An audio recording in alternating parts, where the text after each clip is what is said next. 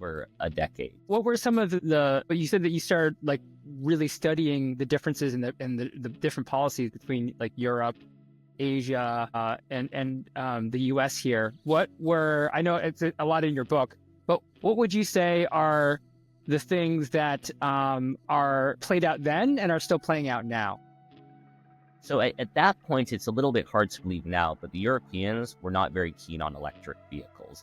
In fact, they weren't even keen on hybrid vehicles. They were saying that diesel was the best and most efficient solution, really led by the German auto manufacturers. In Asia, you had a couple of different things happening. The Chinese had started a bunch of different pilot programs to push electrification. Some of those were around the Olympics. Some of them were around the World Fair, the World Expo that was in Shanghai. These were, large-scale demonstrations with hundreds or thousands of electric vehicles. And then at a certain point, the Chinese government started pushing for broader deployments of electric vehicles.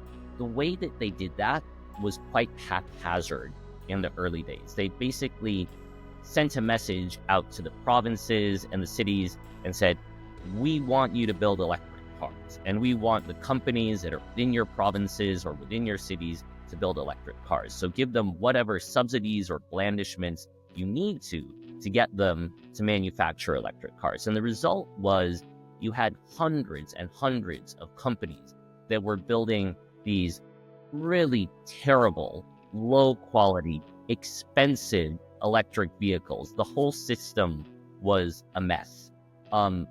In Japan, things were a little bit more organized. Nissan decided in the sort of late 2000s that they were going to get back into the electric vehicle game, but they were preceded by two other companies, by Mitsubishi and Subaru, that had teamed up with the Tokyo Electric Power Company to pilot a new set of technologies that were really based around the sort of current generation of lithium-ion batteries and permanent magnet motors. And they developed a fast charging ecosystem for electric vehicles that was a dramatic improvement on what had existed. Nissan followed them into that game. And quite frankly, California got back into the EV game mostly because of what was happening in Japan. There were really significant advancements being made from a technology standpoint, and there were deployments that were going on in Japan. And the Californians studied what was happening, and they realized that the pause that they had made in terms of electrification was perhaps badly timed. In the 1990s, there was a lot of pressure on car companies to build electric cars in California, and that kind of culminated in the late 1990s.